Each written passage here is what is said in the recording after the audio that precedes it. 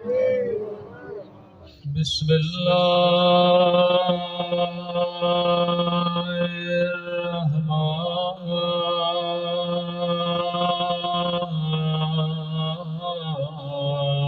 الرحيم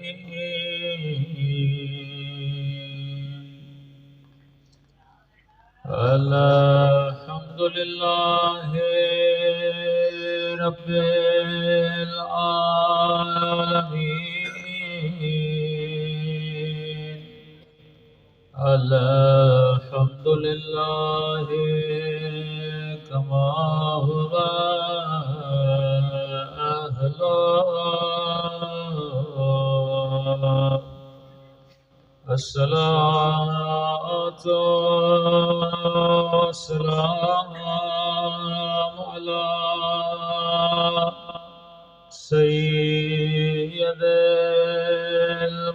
المرسلين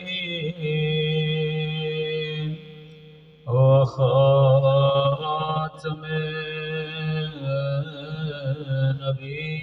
النبيين أبي القاسم محمد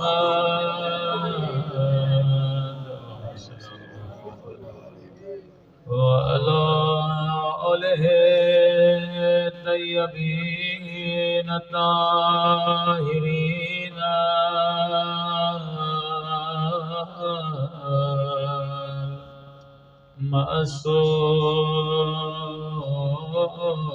معصومين. سب مل کے دعائیں مانگیں سماعت. اللهم كل وليك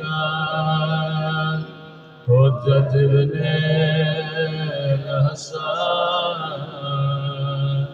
صلواتك عليه وعلى آبائه في هذه الساعة وفي كل وليا وحافظا وقائدا وناصرا ودليلا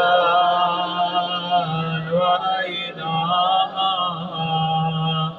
حتى تسكنه أرضك طوعا وتمتعه فيها طويلا برحمتك يا أرحم الراحمين. صلوات پڑھو.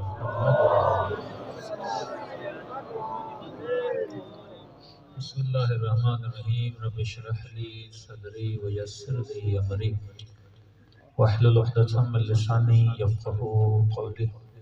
اما بعد فقد قال سبحانه وتعالى بسم الله الرحمن الرحیم. قل لا اسألكم علیہ اجرا الا المودۃ فی القربى. صلوات پڑھے محمد و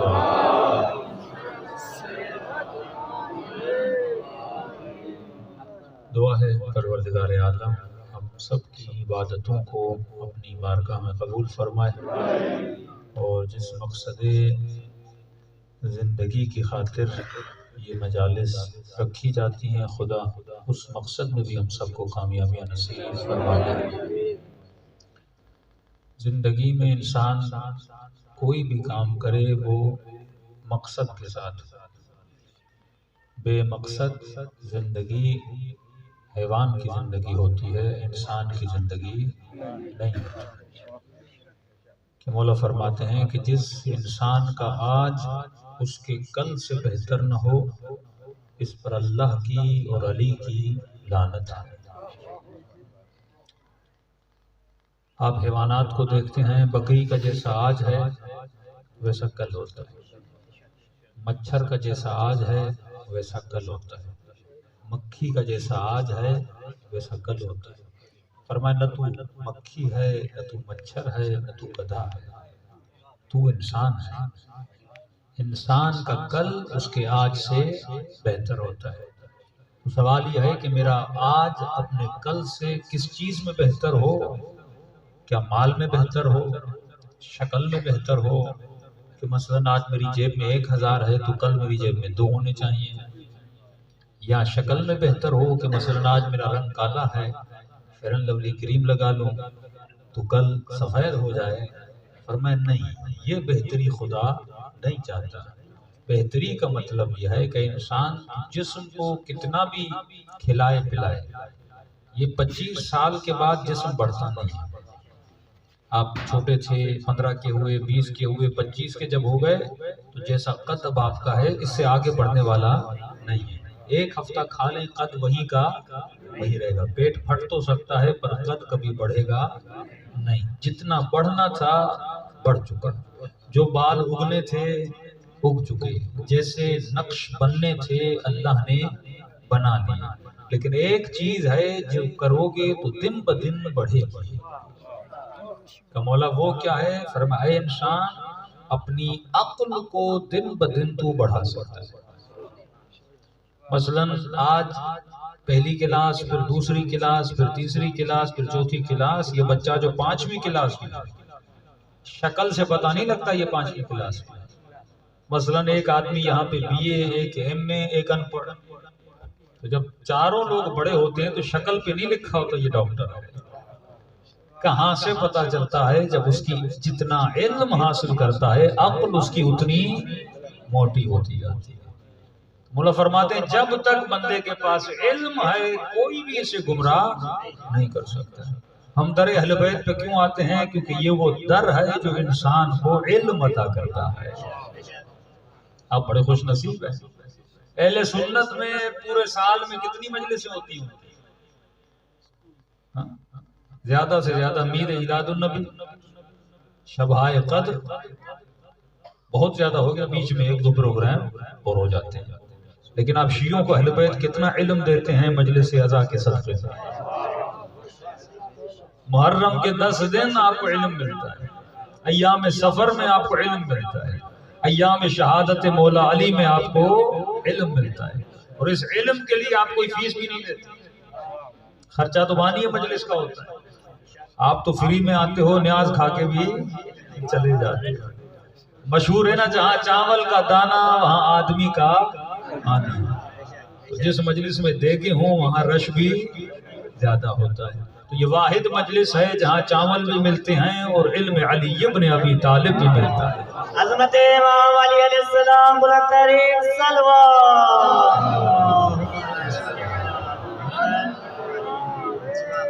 یہ وہ در ہے جہاں سے کوئی خالی ہاتھ نہیں جاتا۔ یعنی جب مولا علی ظاہراً اس دنیا میں تھے تب بھی لوگوں کو علم دے رہے تھے۔ آج مولا ظاہراً آپ کو نظر نہیں آتے لیکن علی کی مجلس سے آج بھی لوگوں کو علم مل رہا ہے۔ نعرہ حیدر کانا مدینۃ العلم وعلی بابھا، میں شہر علم ہوں اور دروازہ کون ہے؟ علی ابن ابی طالب ہے۔ تو اکثر لوگوں سے کہا جاتا ہے آپ علی کے در پہ کیوں جا رہے ہیں؟ تو بھائی آپ علی سے بہتر عالم دکھاؤ تو ہم اس کے دروازے پر جائیں، علی سے بہتر زاہد دکھاؤ تو ہم اس کے در پہ جائیں، علی سے بڑا شجاع لاؤ، اس میں کوئی تعصب کی بات نہیں ہے۔ کوئی غیر شیعہ آپ کو بولے نا آپ علی کو پہلا امام کیوں مانتے ہو، آپ بول دیجئے علی کو چھوڑنے کے لیے تیار ہے، لیکن شرط یہ ہے کہ علی سے بہتر لاؤ، تب جا کے میں اس کو مانوں گا۔ شجاعت میں سب سے بہتر ہے۔ اسی لیے مولا فرماتے ہیں کہ علی کے چاہنے والے اگر تیرا امام سب سے بڑا عالم ہے تو علی کے چاہنے والا بھی سب سے بڑا عالم ہونا چاہیے۔ ہمارے یہاں مسئلہ یہ ہے کہ سب سے زیادہ جو بیماری ہے وہ ٹائم ضائع کرنے کی بیماری ہے۔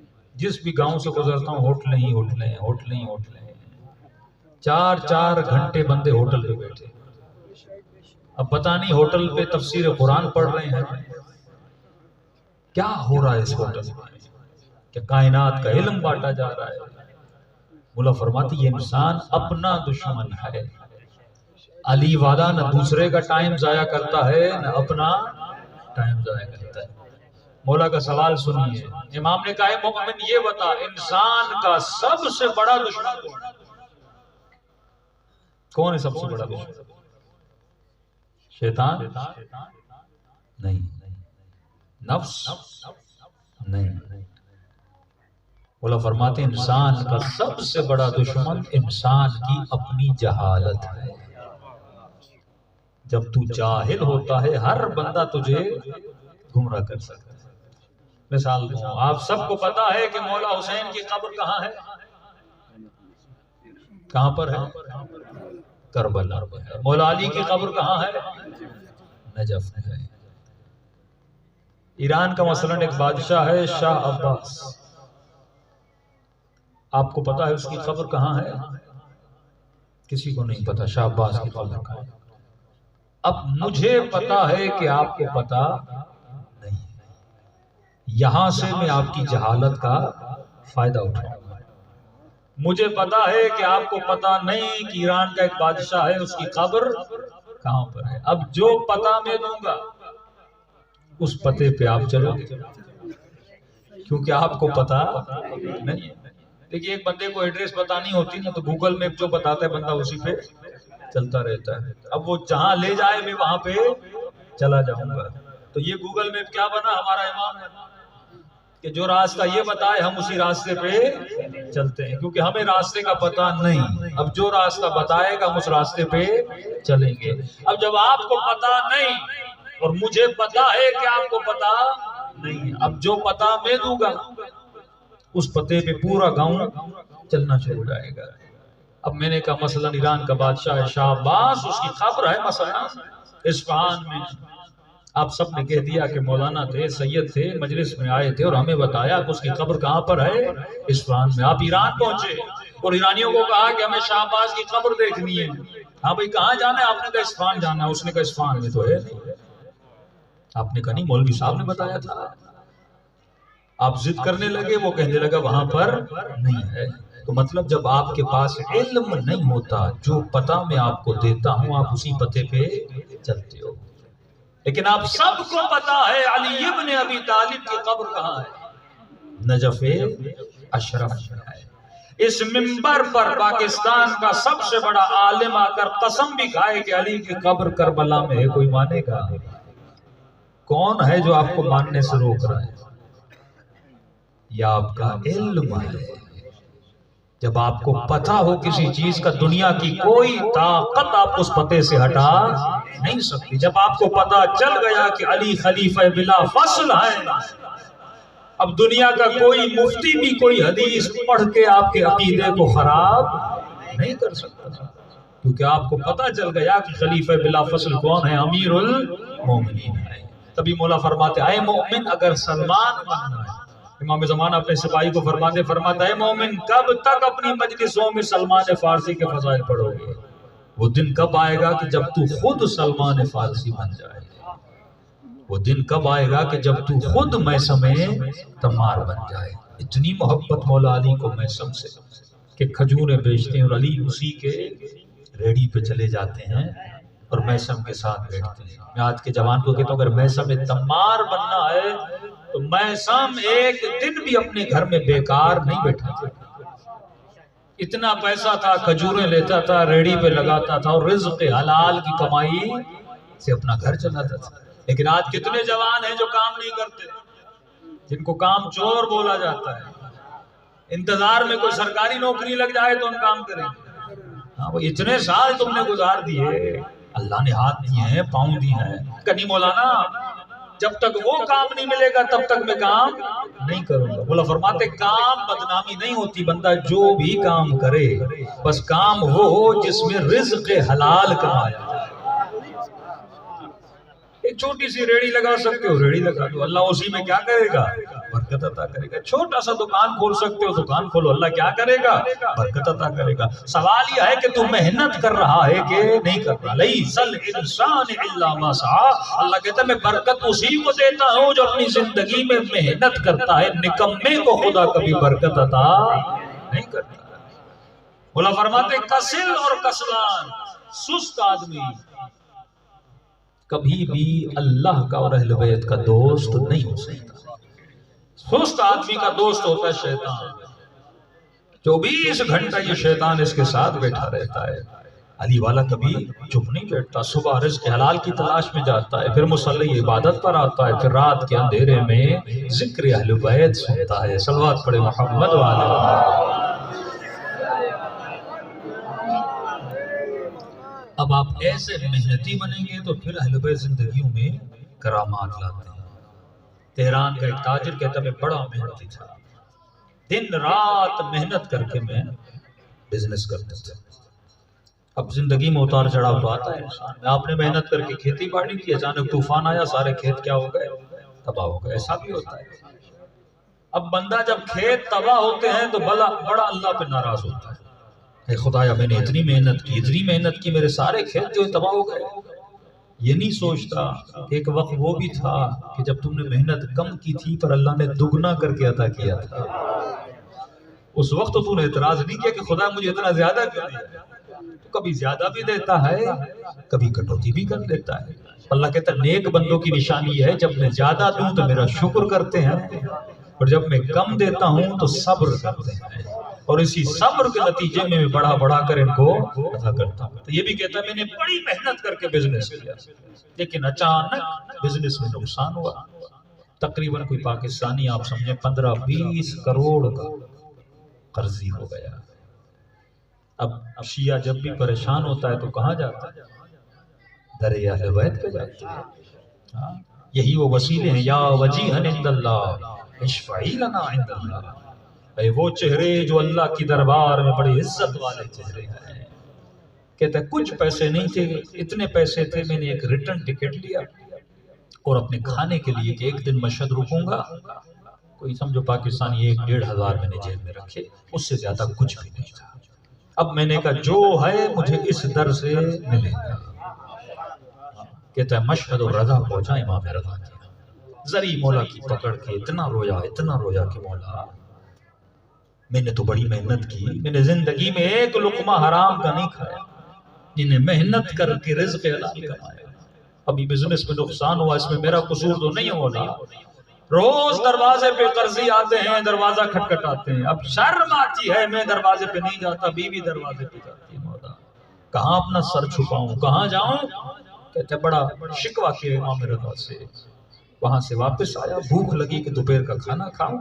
جیسے ہوٹل پہ پہنچا کھانا کھانے کے لیے، جیب میں جیسے ہاتھ ڈالا تو کسی نے جیب میں رکھ کاٹ دیا تھا کہ وہ جو 1-1.5 ہزار خرچے کے لیے تھا وہ بھی جیب کٹ چکا. کہتے اب تھوڑا سا ناراض ہو کے امام رضا کے حرم جانے لگا. میں نے کہا مولا رضا میں یہاں مانگنے آیا تھا، اوپر سے جو 1 ہزار تھا وہ بھی بندے نے کاٹ دیا، تو میں تو یہاں آپ سے لینے آیا تھا. یہاں تو الٹا کام ہو گیا کہ جو کچھ تھا وہ بھی میرے جیب سے نکل گیا. کہتا یہی سوچ رہا تھا، اچانک جیب میں ہاتھ ڈالا تو ایک سکہ میرے جیب میں باقی. 98 ہوتی تھی پہلے، 1 روپیہ 5 روپے کا جیسے سکہ ہوتا ہے، ایک سکہ میرے جیب میں تھا. کہتے ایک ٹیلی فون بوتھ تھا.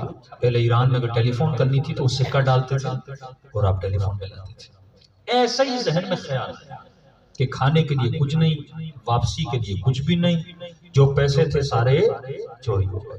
ایسے ذہن میں خیال آیا کہ کوئی ایسے ہی نمبر ملا، جو بھی بندہ اٹھائے اسے اپنی پریشانی بتاؤ. ایسے ذہن میں اچانک خیال آیا. کہاں سے آیا مجھے نہیں پتا. میں نے وہ سکہ جو ہے ٹیلی فون بوتھ کے اندر ڈال دیا. میں نے نمبر ڈائل کیا، ایک بندے نے اٹھایا.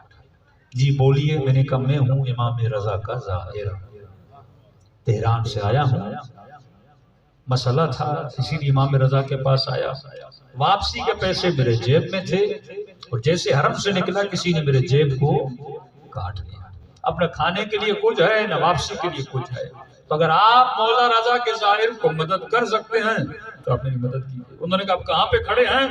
کہا میں بازار رضا فلک یاب، وہاں پہ ٹیلی فون بوتھ ہے وہاں پہ کھڑا ہوں، اس رنگ کے میرے کپڑے ہیں. کہا وہیں پہ رکیے، ہم گاڑی آپ کے لیے بھیجتے ہیں. کہتا میں نے کہا شاید کسی نے مزاق کیا ہے، لیکن میں نے کہا کھڑے ہونے میں کیا ہے. میں تھوڑی دیر کھڑا ہو گیا. اتنے میں نے دیکھا ہے گاڑی آئی. اس گاڑی سے ڈرائیور نکلا. کہا آپ نے فون کیا تھا؟ کہا میں نے کیا تھا. کہا گاڑی میں بیٹھ جائیے. کہا گاڑی میں بیٹھ گیا. گاڑی چلنے لگی، مشہد سے بہت تھوڑا دور نکل گئی، وہ علاقہ جو امیروں کا علاقہ تھا، جسے آپ پوش علاقہ بولتے ہیں۔ گاڑی وہاں گئی، ایک بہت بڑا گھر، بہت بڑا دروازہ، آٹومیٹک دروازہ کھلا، گاڑی اندر گئی۔ میں نے کہا یہ تو کوئی امیر آدمی کا گھر ہے۔ وہاں پہ اترا، گھر کے اندر سے صحن میں ایک بوڑھا شخص 65-70 سال کا وہ میرے قریب آیا۔ کہا آپ نے فون کیا تھا؟ کہا ہاں۔ کہ امام رضا کے زائر ہو؟ کہا ہاں۔ کہ اس کی آنکھوں میں آنسو آئے اور اس نے مجھے اپنے سینے سے لگایا۔ کہ کھانا کھایا ہے؟ میں نے کہا نہیں۔ کہا جاؤ۔ کا سفرہ پہلے سے لگا ہوا تھا، کھانا پہلے سے تیار تھا، میں نے کھانا کھایا۔ کہ اب بتاؤ مشہد آئے کیوں تھے؟ کہ قبلہ میں بہت بڑا بزنس مین تھا، میری کروڑوں کی فیکٹری تھی، لیکن بزنس میں نقصان ہوا۔ کتنا نقصان ہوا؟ اس نے کہا کوئی 20 کروڑ کا قرض ہی۔ کہا ٹھیک ہے۔ کہ اس نے نوکر کو اشارہ کیا میرا بیگ لاؤ۔ نوکر نے بیگ لایا، اس نے چیک نکالا، چیک پہ اس نے 20 کروڑ لکھے۔ کہ یہ تمہارا قرضہ۔ کہ اور دوبارہ بزنس کو کھڑا کرنے کے لیے کتنے پیسوں کی ضرورت ہے؟ اس نے کہا 2-3 کروڑ۔ کہ پھر اس نے چیک نکالا، اس پہ 3 کروڑ لکھے۔ کہ یہ ہے تجھے قرض الحسنہ، جو پہلا دیا وہ تیرا قرضہ تھا، اب یہ تجھے قرضہ دے رہا ہوں کہ اگر ہو سکے زندگی میں تو مجھے واپس کرنا، جب تک میں زندہ ہوں واپس کر سکے تو صحیح، لیکن اگر میں مر گیا تو میں نے تجھے سارا معاف کر دیا۔ عظمت امام رضا علیہ السلام بلند ترین صلوات۔ کہتا میں پریشان ہوا، یہ کون آدمی ہے؟ نہ مجھے جانتا ہے، نہ میرے قبیلے کا پتہ، نہ میری ذات جات کا پتہ، ایسے کون کسی کو 20 کروڑ اور 3 کروڑ دے دیتا ہے؟ میں نے تعجب کے عالم میں پوچھا، میں نے کہا آپ کا احسان تو اپنی جگہ، لیکن مجھے سمجھ نہیں آتا یہ آپ اتنے احسان مجھ پہ کر کیوں رہے؟ ایک بندہ آپ کو فون کرے بولے امام رضا کا زائر ہوں اور آپ اسے اتنا کچھ عطا کر دیں؟ کیسے نہیں دیا؟ کہ اس نے ایک مرتبہ ایک نوجوان لڑکی کی طرف اشارہ کیا، کیسے دیکھ رہے ہو؟ کہا کہ یہ میرا اکلوتا جوان بیٹا ہے، تو کہ اس کو ہوا تھا کینسر، پورے تہران کے ڈاکٹر نے کہا کہ آپ کا بیٹا مر جائے گا، یہ بچے گا نہیں۔ تو کہ میرے بیٹے کو کیا تھا؟ کینسر تھا۔ تہران کے ڈاکٹروں نے کہا کہ بیٹا مر جائے گا، تقریباً 2 ہفتے ہمیں جتنا علاج کرنا تھا ہم نے علاج کر دیا۔ پھر بھی کہا کہ میں نے کہا میرے پاس پیسہ بہت ہے، جتنا مانگو میں دینے کے لیے تیار، اکلوتا میرا بیٹا ہے، اسے بچا لو، توجہ میری طرف رہے۔ کہ اگر بیٹے کو انگلینڈ لے جاؤں بچ جائے گا؟ کہ ہم نے تو جو دیکھا بیٹا بچنے والا نہیں، لیکن دل کی تسلی کے لیے اگر لے جانا چاہتے ہو لے جاؤ۔ کہتا ہے فوراً میں نے بیٹے کو لے گیا انگلینڈ، ہاسپٹل میں ایڈمٹ کروایا، 4 ٹیسٹ وہاں ہوئے۔ پہلا ٹیسٹ ہوا پوزیٹیو آیا کہ آپ کا بیٹا بچے گا نہیں، دوسرا ٹیسٹ ہوا پوزیٹیو آیا کہ آپ کا بیٹا بچے گا نہیں، تیسرا ٹیسٹ ہوا پوزیٹیو آیا کہ آپ کا بیٹا نہیں بچے گا۔ نرس نے کہا اگر چوتھا ٹیسٹ بھی پوزیٹیو آ گیا تو بیٹا تیرا بچنے والا نہیں ہے۔ کہ میں نے نرس کو کہا کہ ہاسپٹل میں کوئی چھوٹا سا کمرہ ہے جہاں پہ میں عبادت کر سکتا؟ کہا ہاں ایک کمرہ ہے، وہاں یورپ میں انگلینڈ میں ہاسپٹل میں چھوٹی چھوٹی مسجدیں ہوتی ہیں۔ کہتا میں اس کمرے کے اندر چلا گیا، وہیں پہ کھڑا ہو کے میں نے مشہد الرضا کی طرف دیکھا، میں نے دل پہ ہاتھ رکھا، میں نے کہا مولا رضا اب ہر جگہ سے میری امیدیں ٹوٹ چکی ہیں، اگر بیٹا بچ گیا مولا میں وعدہ دیتا ہوں آپ کے ایک زائر کے لیے جو کچھ کر سکا وہ کروں گا، جو میرے بس میں ہوگا مولا، یہ میرا وعدہ ہے، آپ کے ایک زائر کے لیے جو کچھ بھی کر سکا مولا دل و طاقت سے وہ سب کچھ کروں گا۔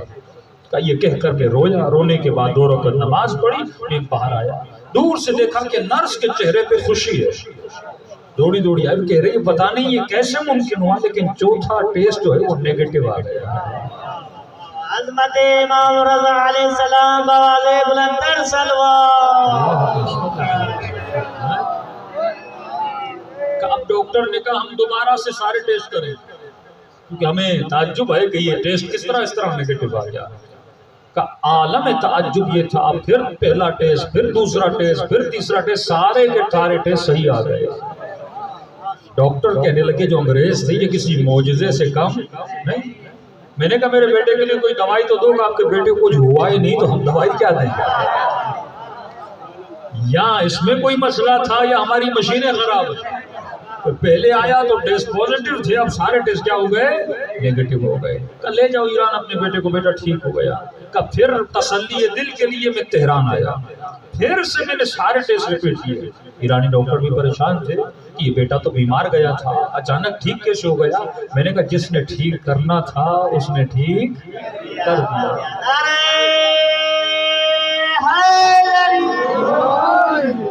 حضرت امام رضا علیہ السلام بلند ترین صلوات. اب کہتا ہے مولا رضا کہ ظاہر اس واقعے کو کئی سال گزر گئے، مجھے وہ ظاہر ابھی تک مل ہی نہیں رہا تھا جس کی میں مدد کروں. کہ کل رات میں نے امام رضا کو خواب میں دیکھا اور مولا نے کہا اے میرے چاہنے والے، جو وعدہ تو نے وہاں کیا تھا کیا وعدے کو بھول گئے؟ ہم نے بیٹے کو شفا دی تھی، 4 سال سے بھی زیادہ عرصہ گزر گیا، کہ وعدہ بھول گئے؟ میں نے کہا نہیں بولا، میں اپنا وعدہ نہیں بولا، لیکن مجھے وہ ظاہر نہیں ملا. امام نے کہا انتظار کرنا، وہ کل خود تجھ سے رابطہ کرے گا. کہ تمہیں پریشان تھا. آج کا جب دن ہوا تو میں تو حرم گیا نہیں، میرا گھر حرم سے اتنے فاصلے پر تھا. میں نے کہا وہ ظاہر آئے گا کیسے؟ اس ظاہر کو میں ڈھونڈوں گا کیسے؟ کہ میں نے خود دیکھا کہ آج تیرا فون آ گیا. میں نے کہا یہ تیرا فون نہیں ہے، یہ امام رضا نے تجھ سے فون کروایا. اگر ایمان بندے کا مضبوط ہو، اگر مومن خود سے پھر اللہ اور اہل بیت سے مخلص ہو جائے. مولا فرماتے ہیں سب سے بڑا جاہل انسان وہ ہے، اور جاہل کا تعلق اہل بیت سے ہے. کہ مولا جاہل کی نشانی کیا ہے؟ آپ نے کبھی پڑھے لکھے جاہل دیکھیں؟ پڑھا لکھا جائے.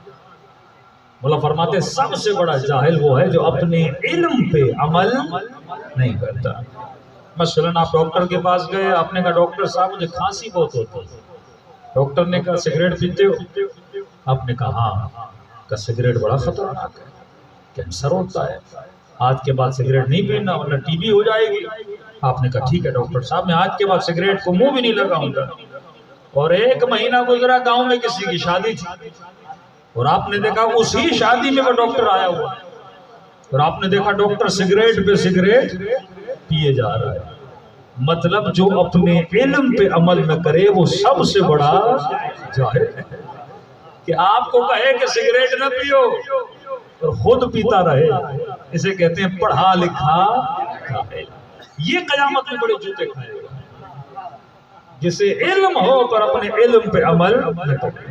تو مجلس کا ایک فائدہ بھی ہے، ایک نقصان بھی ہے. مجلس کا ایک فائدہ بھی ہے، نقصان بھی ہے. فائدہ یہ ہے کہ ثواب بہت ملے گا. نقصان یہ ہے اگر جو سنا اس پہ عمل نہیں کیا تو جوتے بڑے پڑے. کیونکہ مجلس کیا بڑھاتی ہے؟ علم بڑھاتی ہے. اب آپ کو پتا چلا یہ اچھا ہے یہ برا ہے تو اللہ کل پوچھے گا نا کہ جب پتا چلا تھا تو اس پتے پہ تو نے عمل کیوں نہیں کیا تھا. تو ایک فائدہ ہے لیکن ایک نقصان بہت بڑا ہے. آیت اللہ بہجت ایران کے بہت بڑے عالم تھے، عارف باللہ امام زمانہ سے جن کی ملاقاتیں ہوتی تھی. کئی نوجوان پاکستان سے، انڈیا سے، ہر جگہ سے جاتے تھے. جب لا نصیحت کریے، نصیحت عالم کے پاس آپ جاتے ہیں نا کہ ہمیں نصیحت کریے، تو کہتے تھے میری سب سے بڑی نصیحت یہ ہے کہ میں کوئی نصیحت نہیں کروں گا. اور پہلی نصیحت یہ ہے کہ جتنا پتہ ہے اس پر عمل کرو، جتنا علم ہے. اب کسی نے مولا علی سے پوچھا کہ مولا میرے رزق میں برکت نہیں، شادی نہیں ہوتی. کئی لوگ کہتے ہیں بندش آ گئی ہے، رشتے ہوتے ہیں رشتے ٹوٹ جاتے ہیں. مولا فرماتے ہیں ہر مشکل کی کنجی ہے کہ مومن وقت پہ نماز کو ادا کیا. آج مجلس میں اتنے لوگ ہیں لیکن صبح کی جب اذان آئے گی تو مسجد میں کتنے لوگ ہیں؟ تو مجلس میں محب آتے ہیں، مسجد میں شیعہ جاتے ہیں. میرا میٹر ہوتا ہے نا، جس چیز کی جتنی محبت آپ کے دل میں ہوگی آپ اسی کے ساتھ قیامت میں اٹھائے جاؤ. اگر دل میں عبادت کی محبت زیادہ ہے تو شہداء کے ساتھ اٹھائے جاؤ. میں بولوں آج رات گاؤں رک رہا ہوں اور صبح مسجد میں نماز پڑھاؤں گا، کتنے لوگ آئیں گے؟ لیکن اگر بولوں کہ صبح 5 بجے 5 لاکھ روپے مولانا تقسیم کریں گے، ہاں صبح 5 لاکھ روپے دوں گا، نہیں مثال دے رہا ہوں، صبح 5 لاکھ تقسیم کیے جائیں گے. جتنے لوگ ہیں نا اس سے بھی ڈبل آئیں گے. 4 اور کو فون کرو گے 5 لاکھ ملنے والے ہیں. پورا گاؤں کا گاؤں جمع ہو جائے گا. میں نے کسی سے کہا صبح تمہاری نماز پہ آنکھ نہیں کھلتی، 5 لاکھ کے لیے کیسے آنکھ کھلے گی؟ کہ مولوی صاحب میں سوؤں گا ہی نہیں، پوری رات جاگوں گا. یہ آپ کو کون جگا رہا ہے؟ مال کی محبت.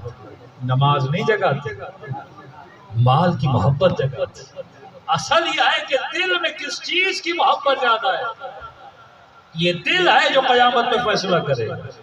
جس طرح چکمک لوہے کو کھینچتا ہے، اسی طرح اگر دل کا چکمک عبادت کو کھینچنے لگے تو بندہ شہداء کے ساتھ مشہور ہوتا ہے. شیطان کبھی کسی کو گمراہ نہیں کر سکتا. شیطان سب سے پہلے یہ دیکھتا ہے کہ آپ کے دل میں کس چیز کی محبت ہے، وہ چکمک کو چیک کرتا ہے. اب کوئی بندے کی کمزوری ہے پیسہ، ہم سب کی قیمت ہے، ہم کسی نہ کسی جگہ پہ بک جاتے ہیں. ابن ملجم بکا، اس کی قیمت تھی حسین خاتون.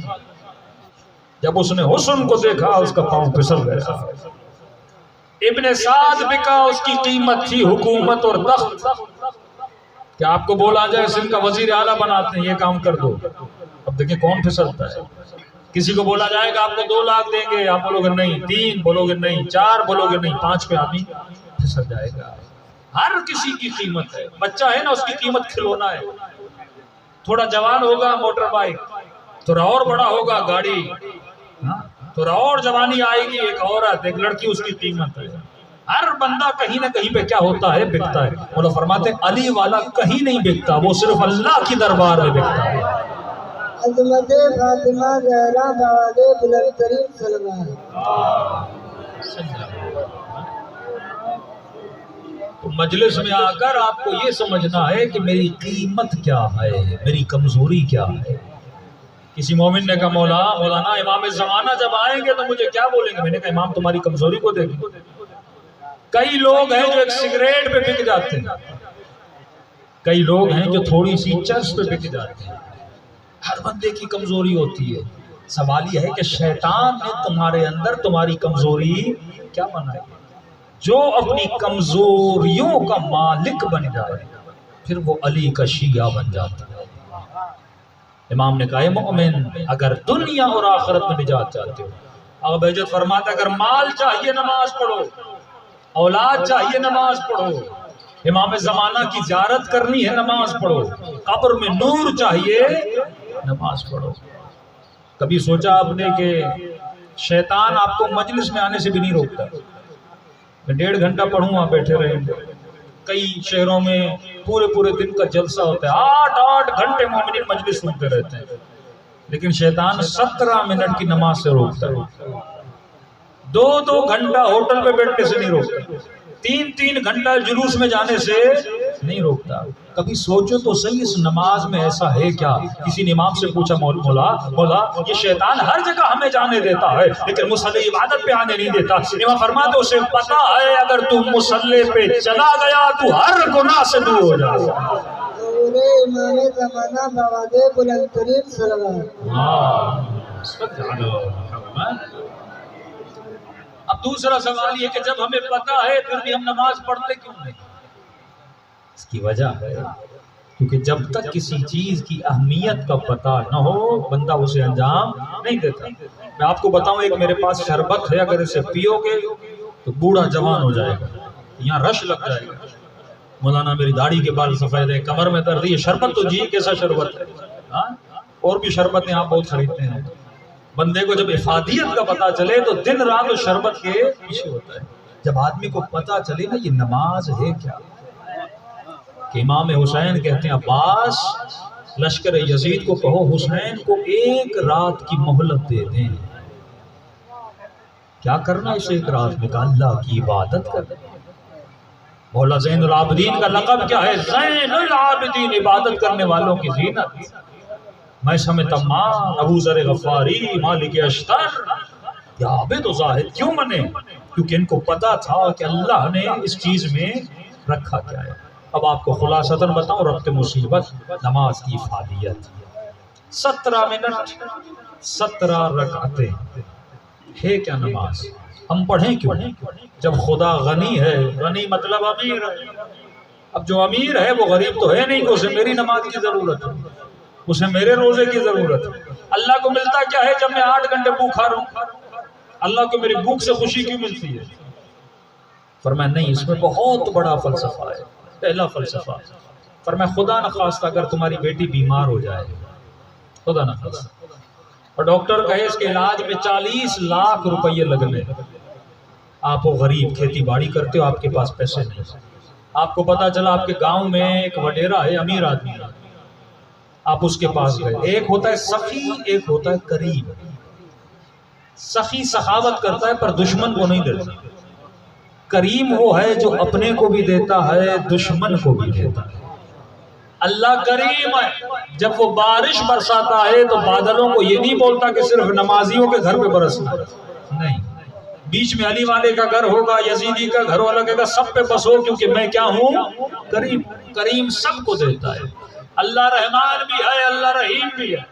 رحمان یہ ہے کہ اپنی رحمتیں سب پہ نازل کرتا ہے، دشمن پر بھی، دوست پر بھی. لیکن اللہ رحیم بھی، رحیم کا مطلب یہ ہے اپنی خاص نعمتیں اپنے خاص بندوں پہ نازل کرتا ہے. جیسے اللہ نے اس مجلس میں صرف آپ کو بلایا، دوسروں کو نہیں بلایا، یہ اس کی رحمت، رحمت خاص ہے. کربلا ہر کسی کو نہیں بلاتا، حج پہ ہر کسی کو نہیں بلاتا، اپنے حبیب کی زیارت کے لیے ہر کسی کو نہیں بلاتا. یہ رحمت کون سی ہے؟ رحمت خاص ہے.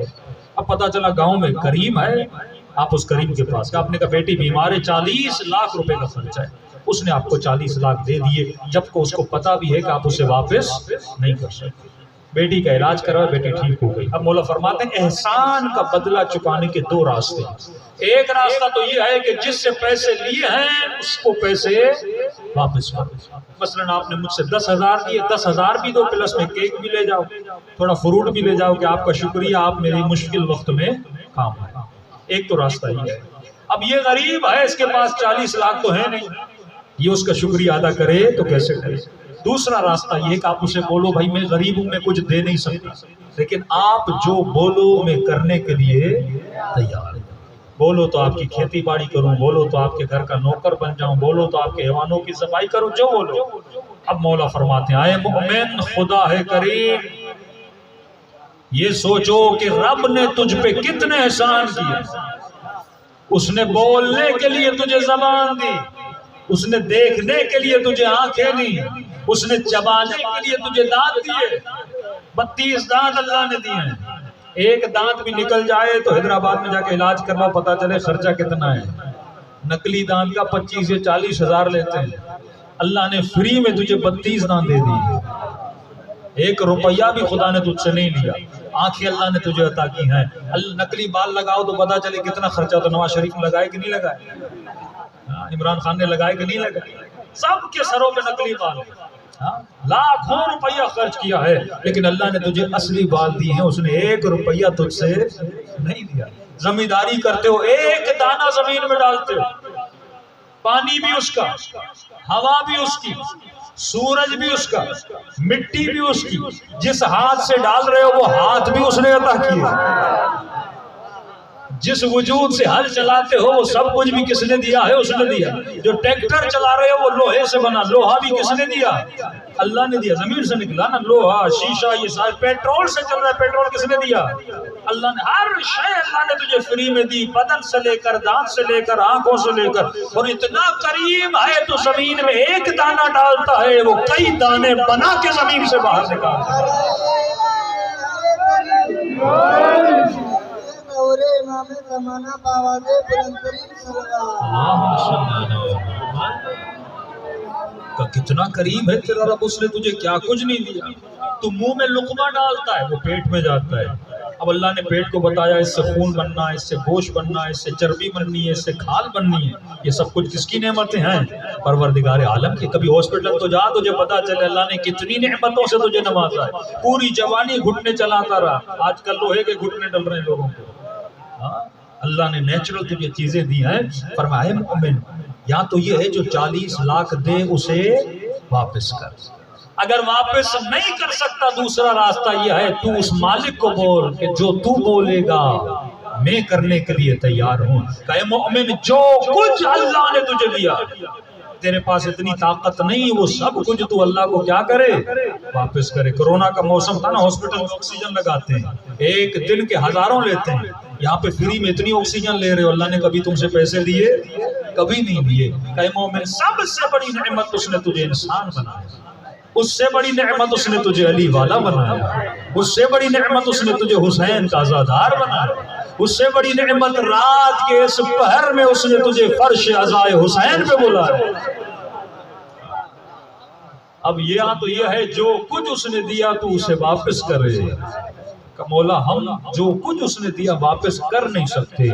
اب امام فرماتے ہیں اللہ سے سوال کر، اے خدا میں تیرا شکریہ کیسے ادا کروں؟ فرمایا ہر گناہ کی معافی ہے، نمک حرامی کی معافی نہیں۔ بندہ اس بندے پر احسان کرے تو اسے شکریہ نہ بولے۔ ایک بندہ تیری بیٹی کی جان کو بچائے تو اسے تھینک یو نہ بولے، ایک بندہ تمہاری عزت کو بچائے تو اس کا شکریہ نہ بولے۔ کتنے تم نے گناہ کیے لیکن اللہ نے تمہارے گناہوں کو تمہارے بھائی بہنوں کو نہیں بتایا۔ کتنے تم نے گناہ کیے، اللہ نے تمہارے گناہوں کو تمہارے ماں باپ کو نہیں بتایا۔ اگر وہ چاہتا تمہارے گناہوں سے پردہ ہٹاتا، اس نے تمہارے گناہوں پہ پردہ رکھا، اس نے بہترین شکل عطا کی، اس نے بہترین آواز عطا کی، اس نے تمہارے بازوؤں میں طاقت رکھی، کیا اس خدا کا شکریہ نہیں بنتا؟ کہ یہ بولو کہ خدایا تیرا شکریہ ہے کہ تم نے اتنا کچھ مجھے عطا کیا۔ کہ مولا اگر میں خدا کا شکریہ ادا کروں تو کیسے کروں؟ کہ اللہ سے پوچھو کہ خدا کا شکریہ ادا کیسے کرنا ہے۔ کہ پروردگارہ تو بتا تیرا شکریہ ادا کیسے کروں؟ تو اللہ کہتا ہے دن میں 17 رکعت نماز پڑھ۔ یہ نماز نماز نہیں ہے، یہ خدا کا شکریہ ہے۔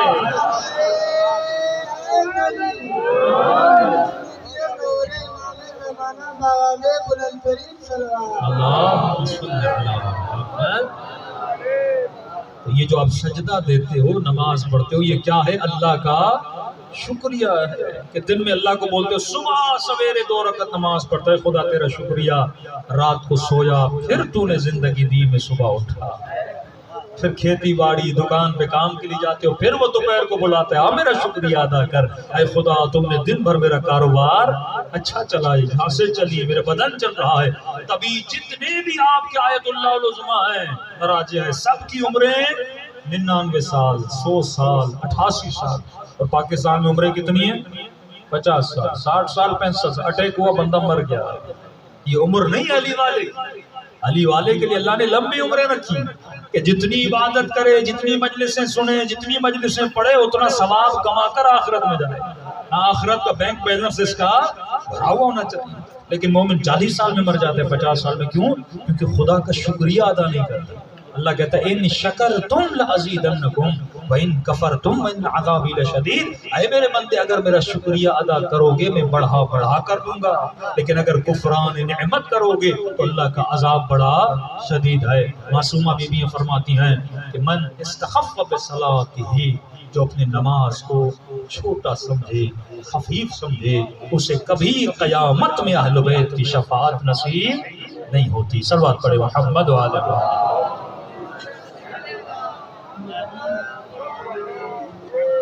اب انسان جب جوان ہوتا ہے تو مختلف عشقوں میں مبتلا ہوتا ہے۔ کئی لوگ دیکھیں جن کو مرغے لڑانے کا بڑا عشق ہوتا ہے، کئی لوگوں کو جوا کھیلنے کا عشق ہوتا ہے، کئی لوگوں کو کرکٹ کھیلنے کا عشق ہوتا ہے۔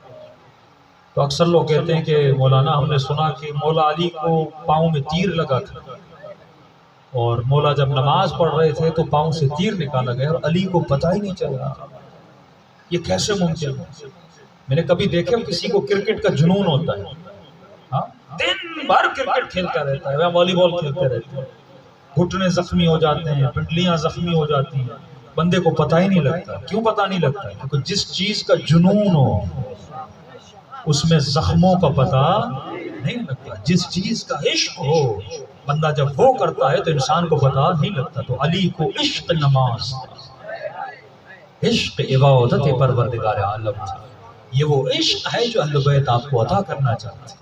فرماتے ہیں دنیا چاہیے بندے خدا اللہ کی عبادت کرو، آخرت چاہیے اللہ کی عبادت کرو، قبر کی پہلی رات اگر نور چاہیے تو اللہ کی عبادت کرو۔ فرمایا بہن زینب مجھے نماز شب میں یاد رکھنا۔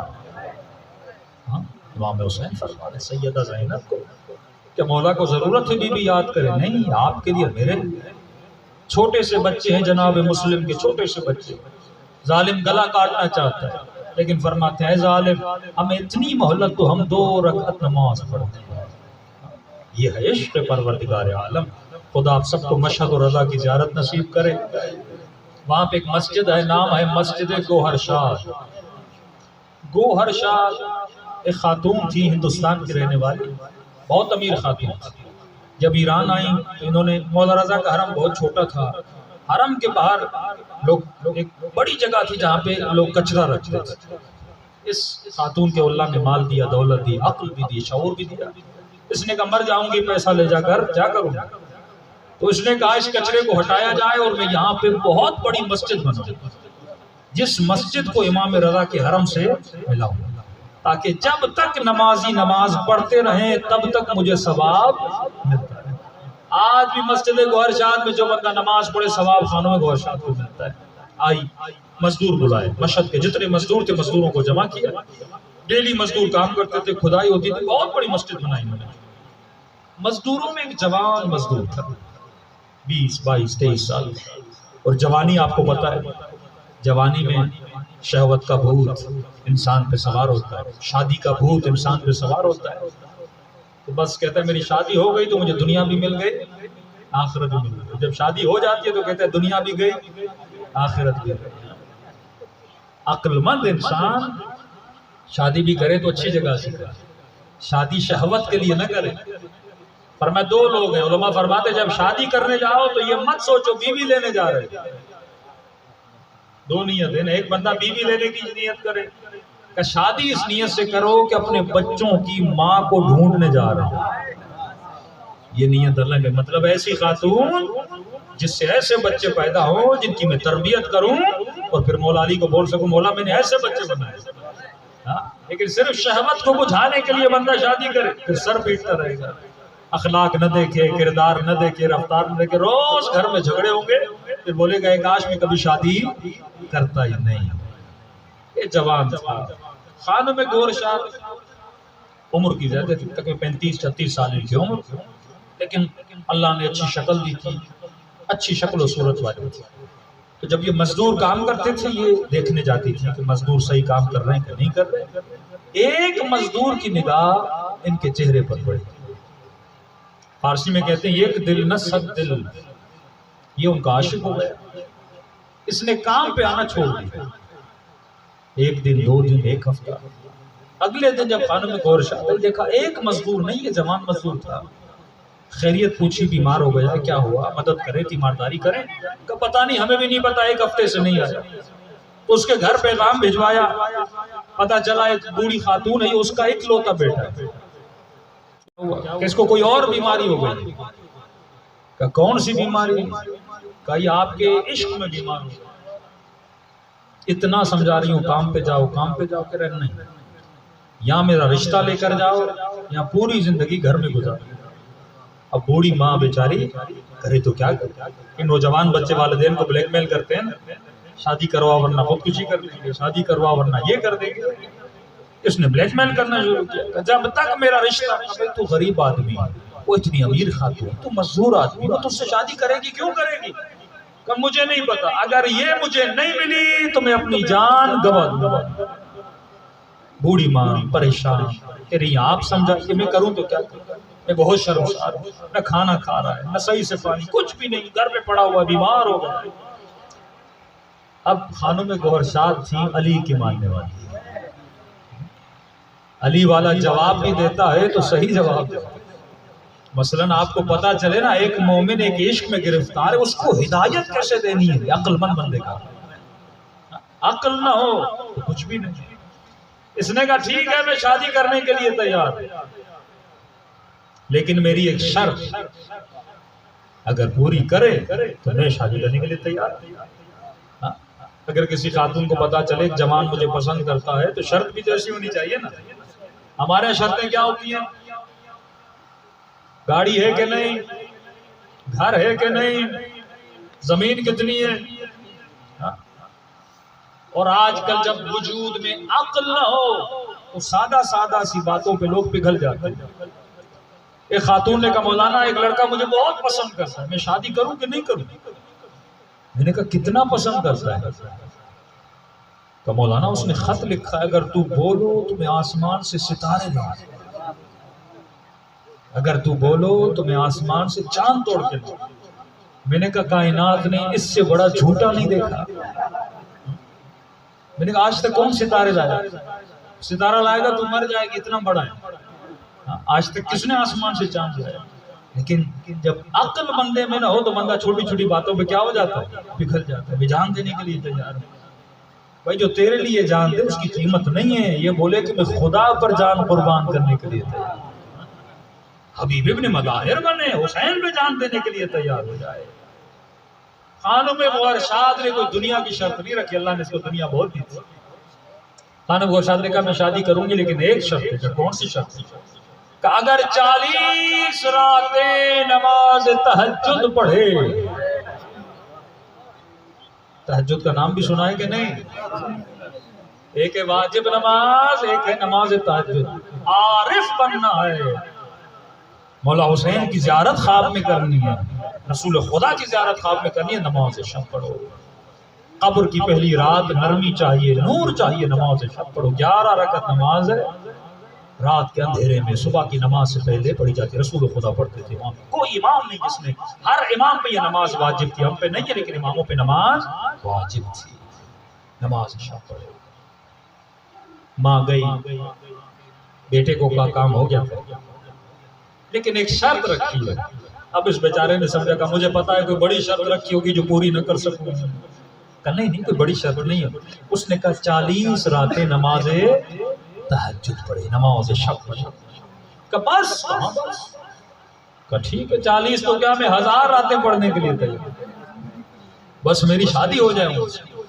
کہ ٹھیک ہے پھر پڑھنا شروع کر۔ اس جوان نے نماز تہجد پڑھنا شروع، 1 رات 2 رات 3 رات 10 رات 15 رات 20 رات 40 راتیں گزر گئی، 50 راتیں گزر گئی، 60 راتیں گزر گئی۔ خانم گورشاد پریشان، تو پیغام نہیں آیا۔ گھر گئی اس جوان کے، دروازہ کھٹکھٹایا، بوڑھی ماں اس کی باہر آئی، کہ خاتون بیٹا ٹھیک ہے کہ الحمدللہ؟ کہ کوئی خبر نہیں، کوئی پتہ نہیں، نمازیں پڑھی کہ نہیں پڑھی؟ کہاں ابھی تک پڑھ رہا ہے؟ کہ 40 دن گزر گئے، پھر آیا کیوں نہیں رشتہ دینے؟ کہ مجھے بھی نہیں پتا، میں نے بھی کئی بار بولا ہے کہ بیٹے تو نے نمازیں پڑھ لی، اب جا رشتہ دینے کے لیے۔ کہ مجھے بھی کوئی جواب نہیں دیتا، کہ دیکھیں گے دیکھیں گے دیکھیں گے۔ کہ ذرا جوان کو بلا۔ بوڑھی ماں گئی اور جوان کو کہا دروازے پہ خانم گورشاد کھڑی۔ وہ جوان جو گورشاد کو دیکھنے کے لیے ترستا تھا، جو بیمار پڑ گیا گھر میں کہ میری اس خاتون سے شادی کرواؤ، جس کے عشق میں مبتلا تھا، اب خانم گورشاد کہتی ہیں جب آیا باہر تو میں نے دیکھا اس نے مجھے نگاہیں اٹھا کر دیکھا بھی نہیں، نگاہیں نیچے جھکی ہوئی ہیں۔ میں پریشان، بڑے ادب کے ساتھ نگاہیں جھکی ہوئی ہیں، سر جھکا ہوا ہے اور میرے سامنے کھڑا۔ میں نے کہا جوان کیا تم نے نمازیں پڑھی؟ ابھی تک پڑھ رہا ہوں۔ کہ 40 راتیں تو گزر گئی، میرا رشتہ لینے کے لیے کیوں نہیں آئے؟ کہنے لگا بس خانم گورشاد، جب تک نماز تہجد نہیں پڑھی تھی میں آپ کے عشق میں گرفتار تھا، لیکن جب سے نماز تہجد پڑھی ہے میرے دل میں اللہ کا عشق چلا گیا۔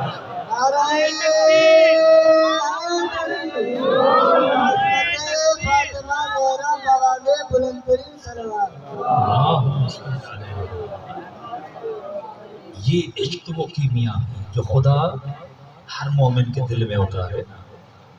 کیا ہے کہ سر کٹ گیا لیکن نوک نیزہ پہ قرآن کی تلاوت ہے. عشق خدا.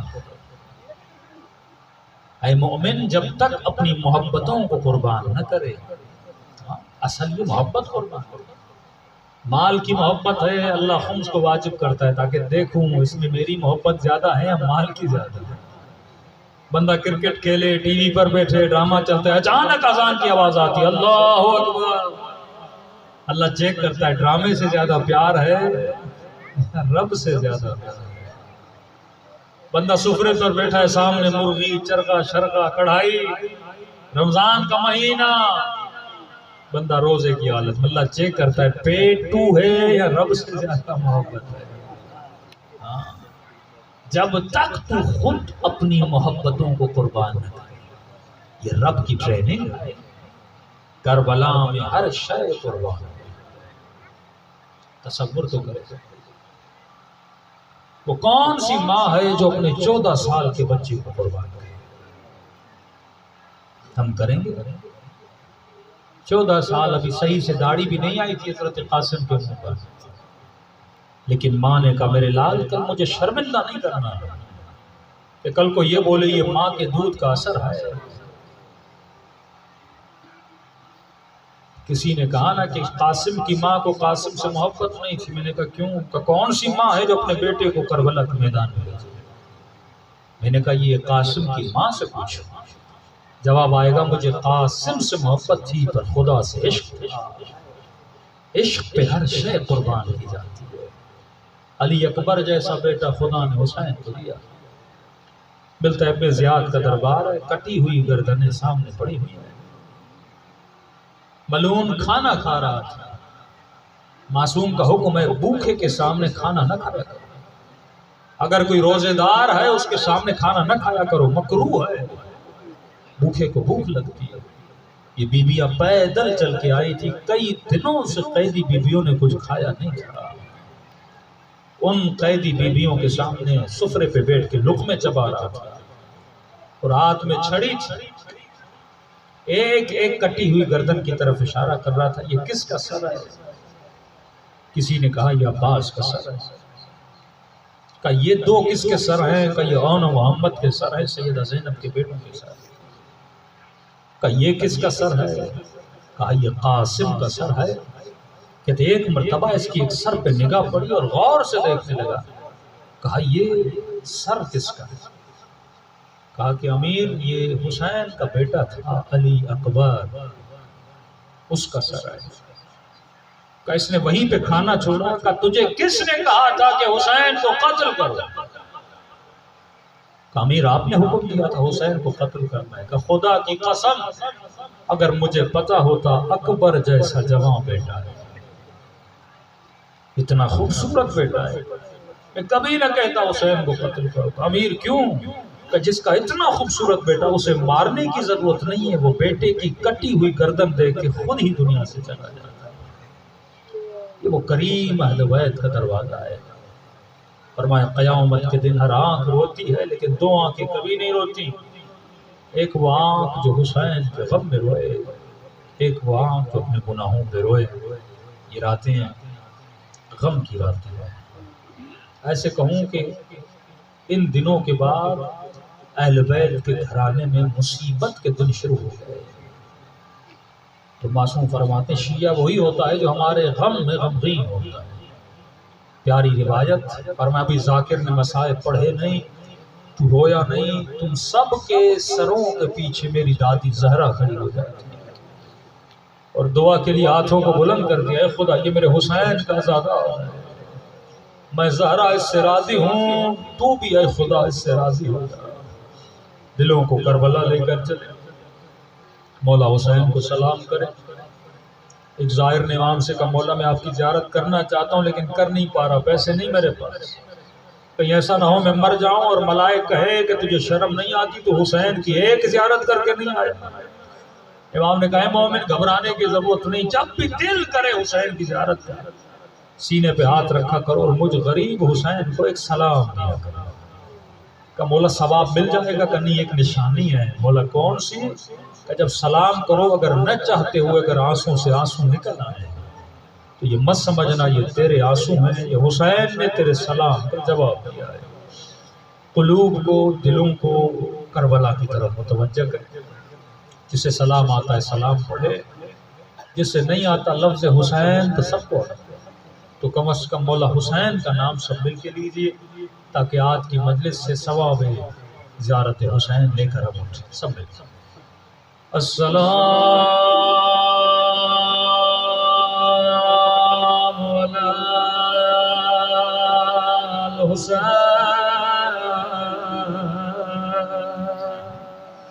وعلی علی ابن الحسین وعلی اولاد، آواز تھوڑی بڑھا، وعلی اصحاب حسین، سب مل کے السلام علی الحسین وعلی علی ابن، ماشاءاللہ بلند آواز، وعلی اولاد الحسین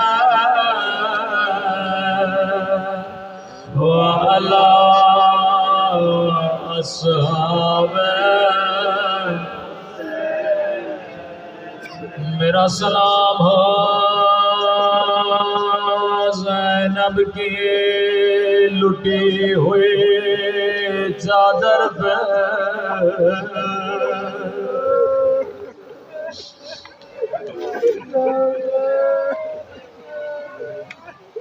اللہ آپ سب کو شام کی زیارت نصیب کرائے، اللہ آپ سب کو ننھی سی قبر سکینہ کی زیارت نصیب کرائے۔ یہ سلام میرے سلام نہیں، امام زمانہ کے سلام ہے۔ پڑھے لکھے مومن جانتے ہیں ایک زیارت ہے جس کا نام زیارت ناہیا ہے۔ یہ نوحہ امام زمانہ کا نوحہ، یہ مصائب کسی ذاکر کے مصائب نہیں، یہ حجت خدا امام زمانہ کے جملے سنیں گے۔ اپنے دادا کے مصائب خود امام زمانہ کیسے پڑھتے رو کر کہتے ہیں میرا سلام ان زخمی کلائیوں پر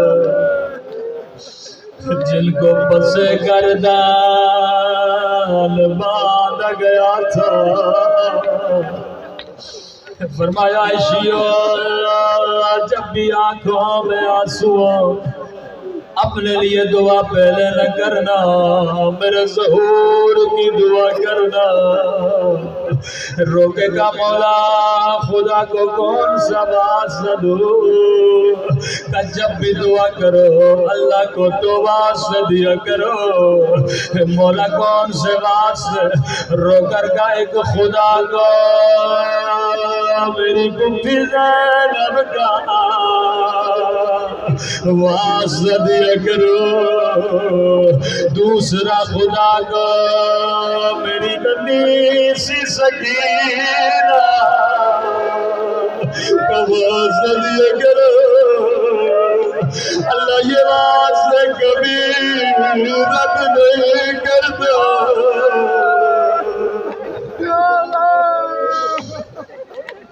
مولا میں قربان آپ کی مظلومیت پہ، فرمایا مومن تو سن کے روتا لیکن میں نے اپنی آنکھوں سے دیکھا ظالم میری پتھریوں کی چادر چھین رہے تھے۔ اگلا جملہ سننا بڑا درد والا جملہ. رو کر کہنے لگے میرا سلام ان خشک ہونٹوں پہ. جب بندہ پیاسا ہو تو ہونٹ خشک ہو جاتے. فرمایا میرا سلام ان خشک ہونٹوں پہ جن پہ ظالم چھڑی مارا تھا. میں کو امام زمانہ آپ کو ووٹ یاد ہے جن پہ یزید چھڑی مار رہا تھا. لیکن ایک سلام میں بھی کرنا چاہتا ہوں امام زمانہ میرا سلام ان ننھی سی آنکھوں پہ جو یہ منظر دیکھ رہی تھے. اللہ کسی بچی کو بابا کا کٹا سر نہ دکھائے.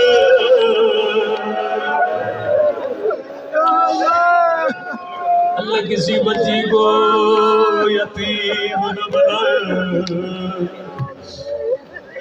بیٹے بھی بابا سے پیار کرتے ہیں لیکن چھوٹی بچیاں اپنے بابا سے بڑا پیار کرتی ہیں.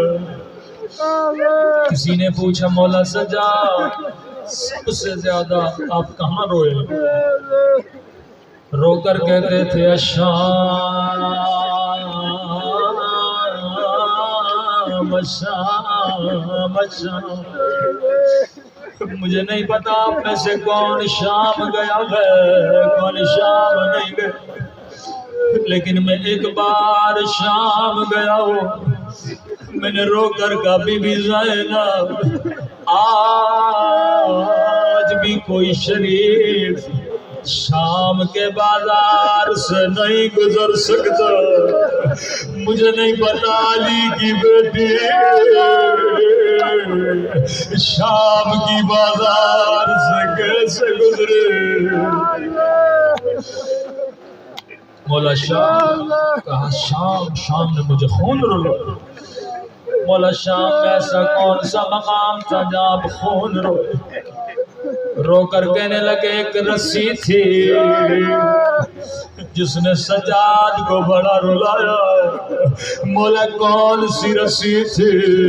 رو کر کہنے لگے ایک رسی تھی اور 18 گردنیں تھی.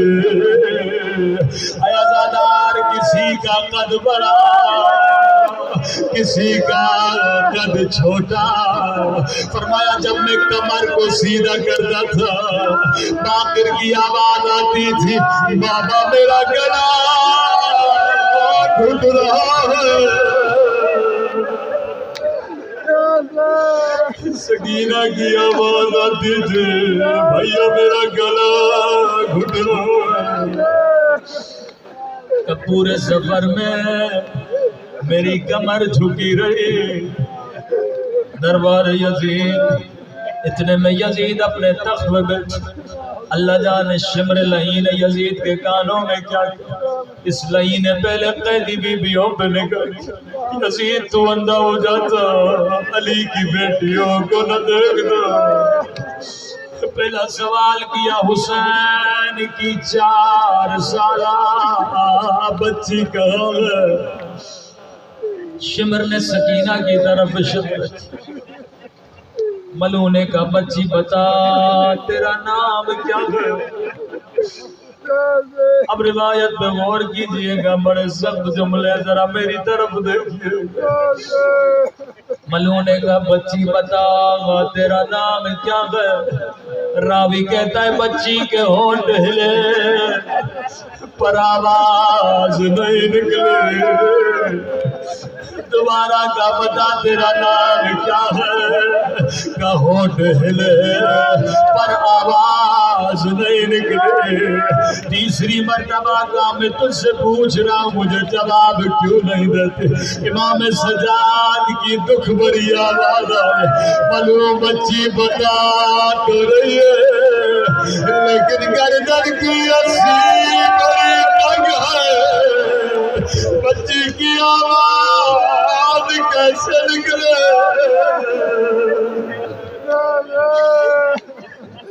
ملو نے حکم دیا رسی کھولی جائے،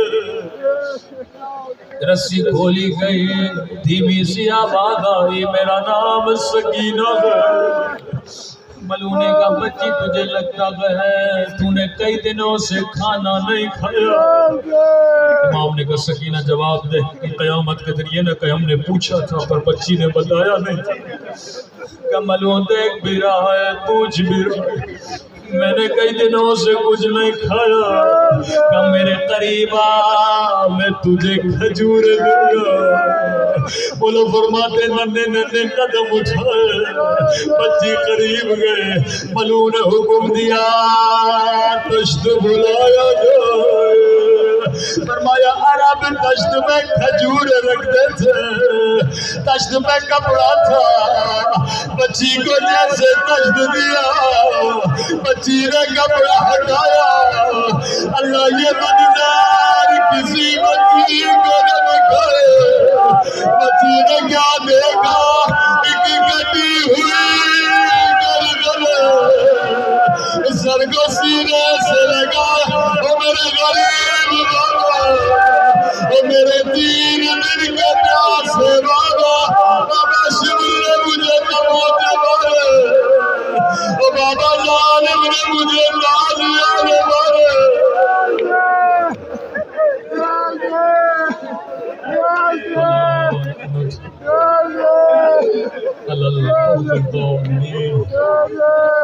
اے خدا حسین کی یتیم و بچی کا باعث، اے خدا سیدہ زینب کی مظلومیت کا باعث، اے خدا معصومہ قم کی یتیمی کا واسطہ ہمارے مولا اور آقا امام زمانہ کا ظہور فرما، ہم سب مولا کے آباد انصار میں شریک فرما۔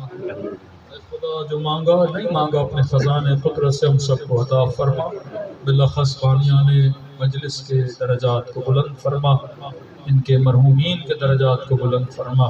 پروردگارہ یہ ذکر یہ عبادت اپنی بارگاہ عالی میں قبول فرما، ہم سب کو واجبات پر عمل کرنے کی توفیق نصیب فرما، محرمات اور حرام کاموں سے بچنے کی توفیق نصیب فرما، جو سنا اس پر عمل کرنے کی توفیق نصیب فرما۔ ان گنہگار آنکھوں کو امام زمانہ کی زیارت نصیب فرما، قبر کی پہلی رات امام حسین کی شفاعت نصیب فرما، جو زیارات کے متمنی خدا ہم سب کو زیارات عتبات عالیہ نصیب فرما۔ ایک مومنہ بیمار شاید کینسر خدایا بحق سیدہ زینب اسے شفاء کاملہ عاجلہ نصیب فرما، ہم سب کے گھروں پر اپنی رحمتوں کو برکتوں کو نازل فرما۔ ربنا تقبل منا انک انت السمیع العلیم۔